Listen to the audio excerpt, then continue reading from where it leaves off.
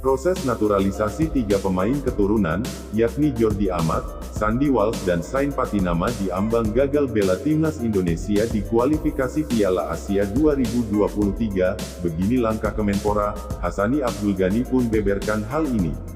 Namun sebelum kita lanjut ke pembahasan, bagi yang baru bergabung, bolehlah kalian menekan tombol subscribe, agar channel ini makin berkembang. Jika sudah subscribe, mari kita lanjut. Anggota Exco PSSI Hassani Abdul Ghani, khawatir proses naturalisasi Jordi Amat, Sandy Walsh dan Sain Patinama mandek sehingga nama-nama di atas tak bisa membela timnas Indonesia di babak ketiga kualifikasi Piala Asia 2023. Sekedar diketahui, berkas naturalisasi tiga nama di atas sudah di tangan Direktorat Tata Negara Kementerian Hukum dan HAM Kemenkumham.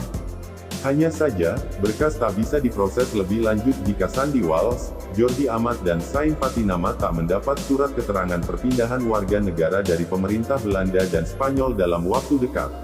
Karena itu, Menpora Zainuddin Amali coba membantu. Hassani mengatakan, Menpora turun tangan untuk membantu proses naturalisasi.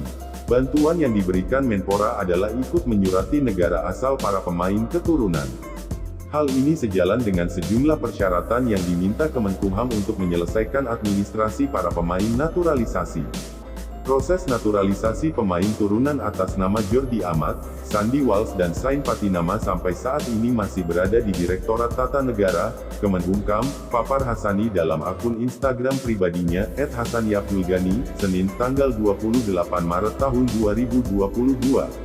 Bapak Menpora, Zainuddin Amali telah ikut membantu dengan menyurati perwakilan negara asal pemain tersebut untuk meminta surat keterangan seperti yang dimintakan pihak Kemenkumham. Semoga saja mendapat respons yang cepat, harapnya. Para pemain naturalisasi ini diharapkan bisa memperkuat timnas Indonesia dalam waktu dekat. Terlebih, skuad asuhan Sintayong akan melakoni kualifikasi Piala Asia 2023 pada 8-14 Juni tahun 2022. Timnas Indonesia sendiri tergabung di grup berat bersama tuan rumah Kuwait, Yordania dan Nepal.